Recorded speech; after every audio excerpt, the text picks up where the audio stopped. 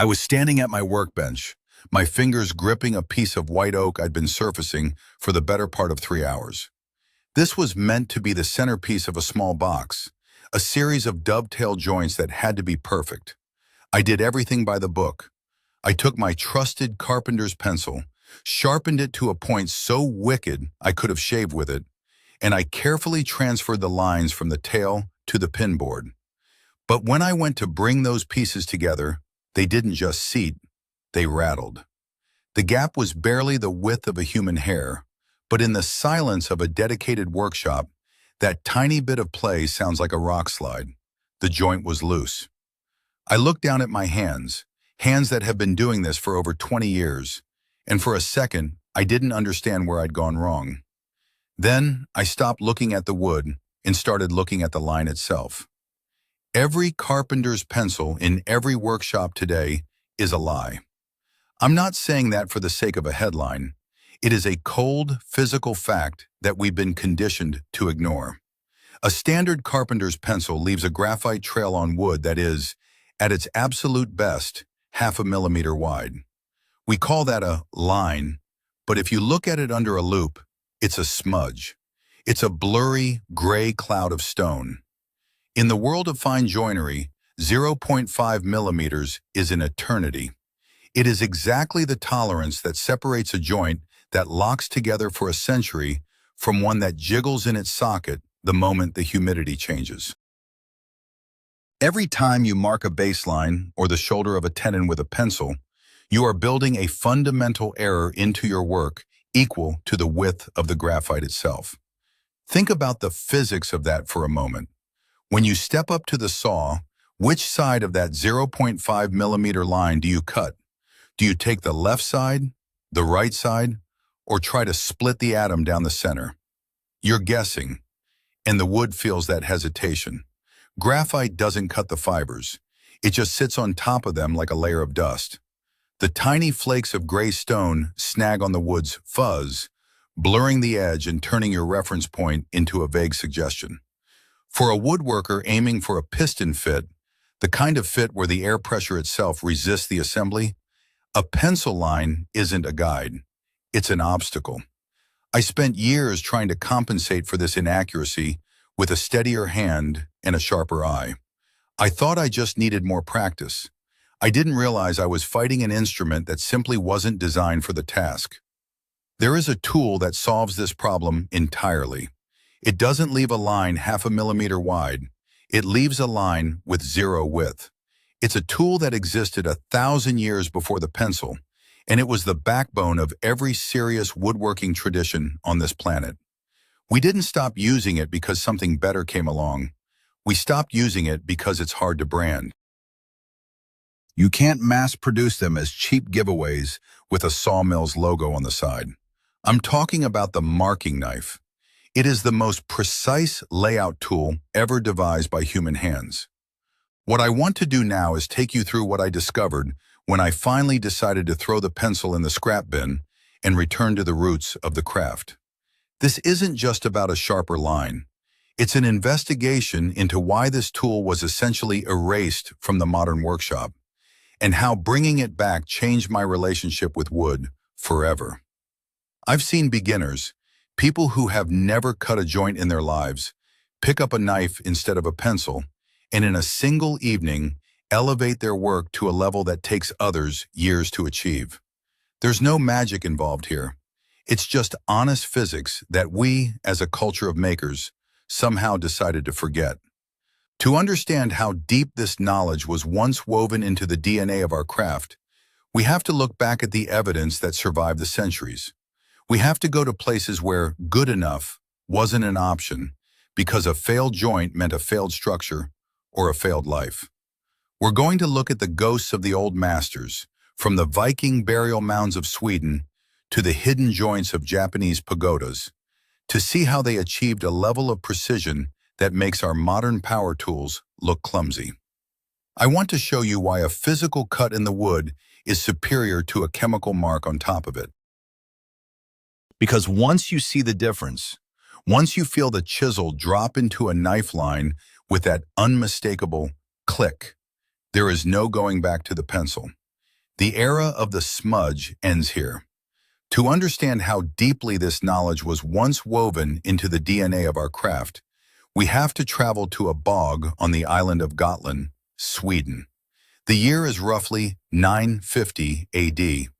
A Viking-age farmer, or perhaps a traveling smith, hides a wooden chest in the peat, likely hoping to save his livelihood from a raid.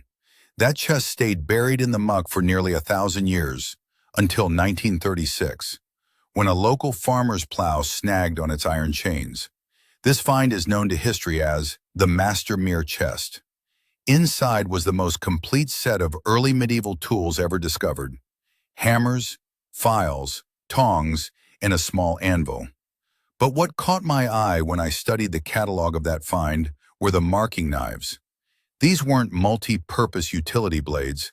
They were hardened steel scribes, specifically designed to slice through wood fibers to leave a permanent, undeniable record of where a joint was to be cut.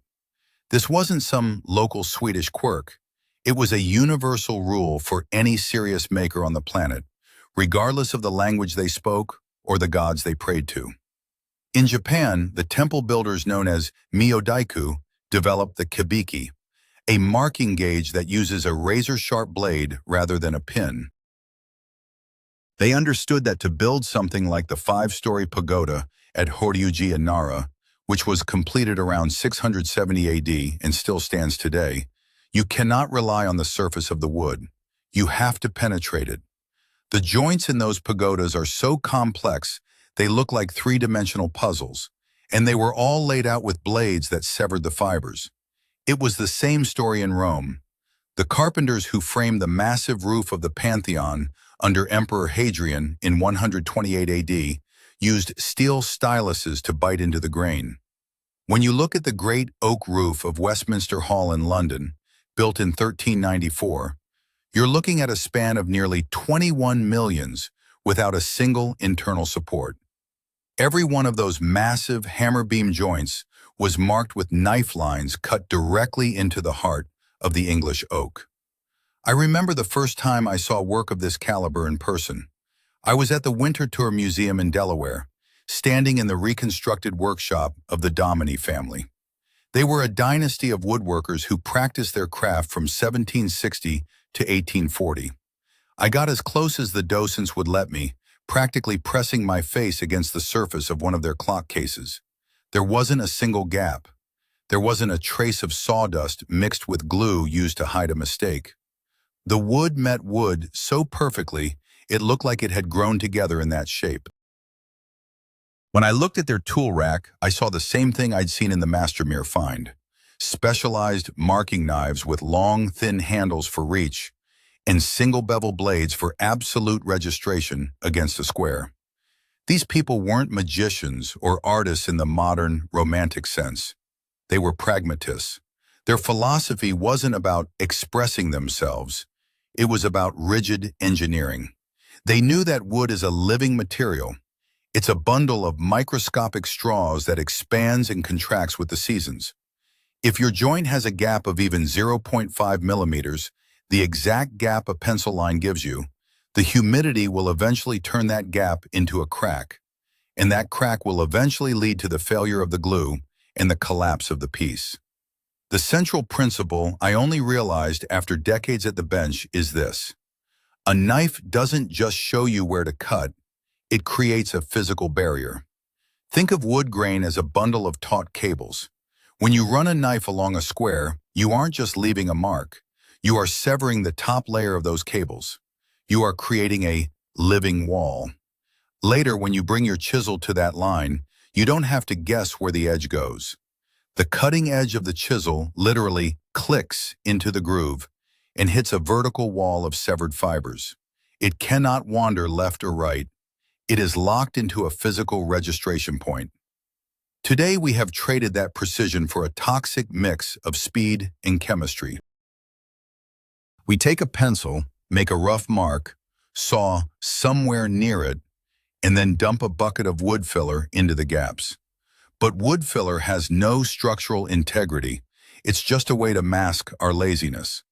In a world where quality timber is becoming more expensive and harder to find, The methods of the old masters aren't an exercise in nostalgia. They are the only way to make modern, fast-growth pine last as long as ancient, slow-growth oak. We need to return to a state of mind where a line on a board has physical depth, not just a gray smudge on the surface. We need to stop drawing and start cutting. Now let's move to the workbench. To understand why your pencil is working against you, we have to take the mechanics of the process apart, piece by piece. I've isolated 5 specific techniques that have saved my projects from the scrap heap for the last 2 decades. These aren't just tips. They are fundamental shifts in how you interact with the material. The first, and arguably most important, is what we call the knife wall. This is the foundation of all high-end joinery. When you mark a shoulder for a tenon with a pencil and bring your saw to the wood, you are relying entirely on your eye-to-hand coordination. But a saw blade isn't a laser. It's a series of tiny, aggressive chisels moving at high speed. These teeth don't care about your intent. They snag on the surface fibers and tear them, leaving behind a fuzzy, ragged edge that no amount of sanding can truly fix without rounding over the corner. The knife wall solves this at the level of physics. I start by clamping my square firmly and making a first, light pass with the knife. This isn't meant to be deep, it's just establishing the track. The second pass is deeper, and on the third, I lean into it with my full weight. Now I have a deep incision, but it's not a wall yet. To create the wall, I take a 25mm wide chisel and place it on the waist side, the side of the line that will be removed, at roughly a 45 mercant angle. I gently pare away a tiny sliver of wood right up to the knife line. What I've created is a vertical cliff on the keep side and a sloped ramp on the waist side. When I place my saw in this groove, the side of the blade is physically pressed against that vertical wall of severed fibers. The saw cannot skate. It cannot wander. The first stroke of the saw severs the remaining fibers from the inside out, and the resulting cut looks like it was polished with high-grit paper right off the tool. I've measured the accuracy of this with a digital caliper. The deviation from my layout is consistently less than 0.2 millimeters. With a pencil, I'd be lucky to hit 1.0 millimeters. The second technique involves the geometry of the single bevel. A lot of guys try to use a standard utility knife or a box cutter for this. That is a mistake that will haunt your joinery. A utility knife has a double bevel. It's sharpened on both sides like a kitchen knife. When you press that double bevel against your square, the angle of the blade physically forces the tip away from the metal edge. You think you're marking against the square, but the blade is actually diving 0.5 millimeters into the waste. A true marking knife is single-beveled, meaning one side is ground perfectly flat. When that flat side is against your square, the registration is 0. The cutting edge is exactly where the square is. I resisted buying a dedicated knife for years until I finally made my own. I took a piece of old tool steel and ground one side to a mirror finish on a 1000 grit Waterstone. I ground the other side to a 25 Marting angle. The first time I pulled that blade across a piece of cherry, I heard a distinct ping, the sound of wood fibers being severed, not crushed. You aren't just drawing a line, you are defining the geometry of the part before you even touch a saw. The third technique is the step method for transferring dovetails, or what I call tails to pins registration. When you've cut your tails and you need to mark the pins on the second board, a pencil is useless. It's too thick to fit into the tight corners of the joint. I use the step or offset method. I bridge the tailboard over the end grain of the pin board, making sure they are perfectly square.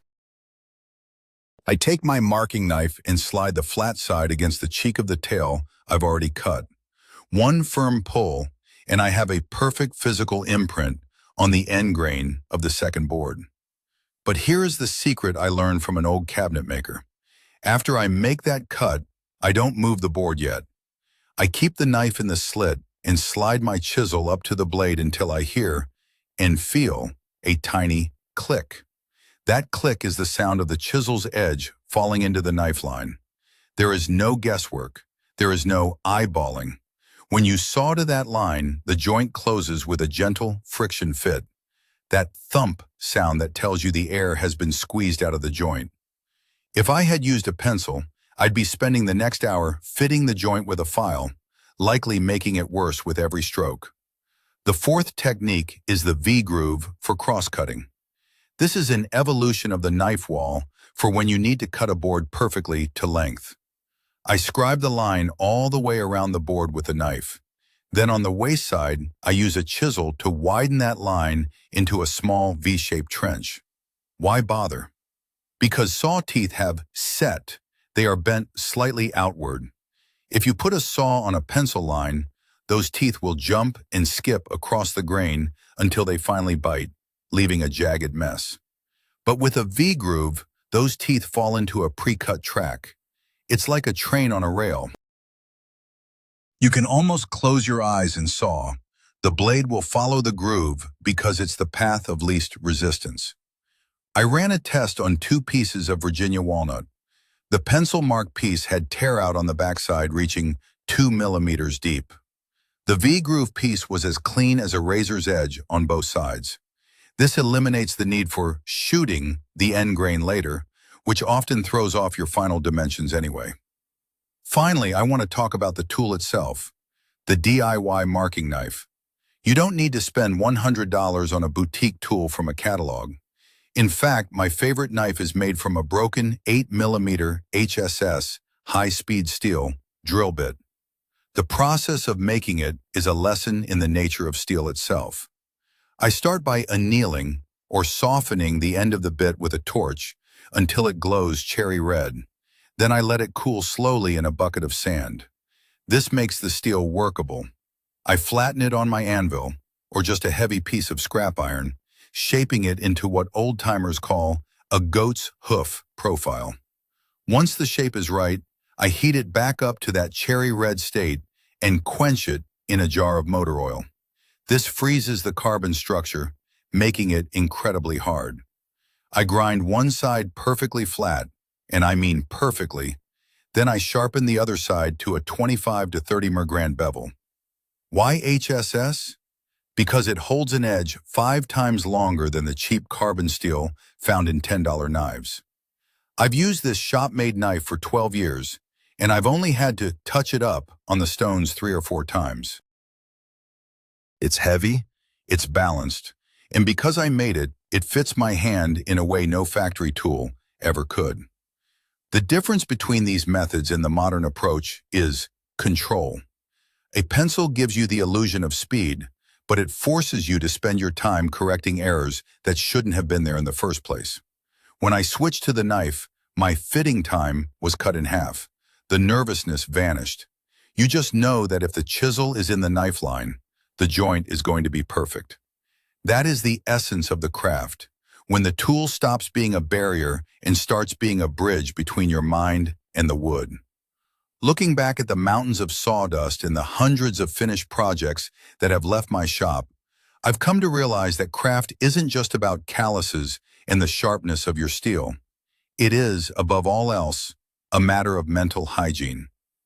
Over the last 20 years, I've identified 5 specific patterns of behavior, 5 traps I fell into myself, that prevent a maker from truly growing. And every single one of them circles back to that pencil-first mindset we're trying to break today. The first misconception is the belief that a gap can be pulled together. For years, I would reach for a second clamp or drive a longer screw, hoping that glue and brute force would compensate for a sloppy layout. But wood is a living spring. It is a hydraulic system of cellulose and lignin. When you use force to close a joint that doesn't fit naturally, you are storing potential energy in the wood like a wound-up clock. Eventually, the clock runs out. 2 years down the line, when the indoor humidity drops to 20%, that stored tension will find its way out, either by shearing the wood fibers apart or warping the entire assembly into a bow. The marking knife removes that temptation. Either the chisel falls into the groove and the joint seats itself, or it doesn't. There is no room for, "we'll tighten it later." You learn to respect the material's limits because the knife line doesn't lie. The second pattern is what I call sandpaper addiction. We've been conditioned to think of sanding as a mandatory stage of finishing, but in 80% of cases, a modern woodworker is sanding not for smoothness, but to hide steps and mismatched shoulders. If your joint is marked with a knife and cut in a V-groove, it comes off the saw with a surface that is already finished. Sanding a joint like that is actually a crime. It rounds over those crisp, architectural edges that give a piece of furniture its pedigree. The abrasive industry makes billions of dollars because we've lost the ability to cut cleanly. If you look at an 18th century highboy under a microscope, you'll see the tracks of a hand plane in the crisp slice of a knife, but you won't see the chaotic, swirling scratches of a random orbital sander. The third pattern is the dangerous lie that precision is only for valuable woods. I hear it all the time. Why bother with a knife for a pine garden gate or a shop stool? But it's actually on soft woods like white pine or cedar where the pencil fails you the most. Because the fibers are so loose, a pencil tip just crushes them, creating a blurry, bruised line that shifts as you look at it. A knife slice on pine actually severs those soft tissues, preventing them from tearing out when the saw blade passes through. If you apply tool room precision to cheap construction lumber, the result looks 3 times more expensive than its bill of materials. It turns scrap into craft. The fourth, and perhaps the deepest pattern, is the cult of the tape measure. We trust the numbers on a yellow steel tape more than we trust the physical reality of the board in front of us. But a tape measure is an abstraction. It's an interpretation of reality. True professional joinery relies on relative marking. You don't need to know how many millimeters wide a tenon is. You just need to place the tenon on the work and scribe its actual physical footprint with a knife. This provides a zero-tolerance transfer. The knife is a tool for transferring reality, while the pencil and the ruler are tools for transferring numbers. And numbers always carry a margin of error. Now, as I promised at the start, I want to share a technique that I've never seen in a textbook, but it has saved my eyes and my sanity more times than I can count. I call it manifesting the invisible. A knife line is essentially a microscopic crack. On dark, oily woods like black walnut, East Indian rosewood, or wenge, that line is nearly impossible to see, especially under the flickering shop lights at the end of a long day. Instead of reaching for a pencil and ruining your accuracy, grab a simple piece of white school chalk. Rub the chalk lightly across the knife line, then wipe the excess away with the palm of your hand. The white dust will settle into the deepest part of the incision, leaving behind a brilliant glowing white thread, exactly the width of the blade. It doesn't smudge, it has zero thickness, and it disappears the moment your chisel takes the first shavings. It allows you to work with surgical precision even when your eyes are tired. It's a bridge between the physical cut and your visual perception. As we wrap this up, I want you to consider something. The carpenter's pencil is profitable for everyone but you. It's profitable for the people who sell wood filler because it leaves gaps. It's profitable for the companies that make sanders because you have to clean up the mess it leaves behind. A marking knife made from a scrap of an old saw blade or a broken drill bit isn't profitable for anyone. It just does its job, once and for a lifetime. Real mastery begins when you stop fighting your tools and start working with the physics of the wood. When you finally feel that chisel drop into a knife scribe line with a soft click, you'll realize there is no going back. It is a feeling of total control over the material. It's why we step into the workshop in the first place. I've spent years gathering these techniques, the ones about how wood resists and how it obeys, about finishes that don't smell like a chemical plant, and joints that hold for centuries without a single nail. I've put 100 of these methods into my book, The Forgotten Workshop. These are the things the industry would rather keep buried in the peat with the master mirror chest. You can find the link and the QR code right here on the screen. Subscribe to the Legacy of Craft, hit the bell, and remember, every conscious choice you make in favor of quality is a small step toward bringing back the dignity of honest labor. I'll see you at the workbench. We're opening the next chapter of the archive very soon.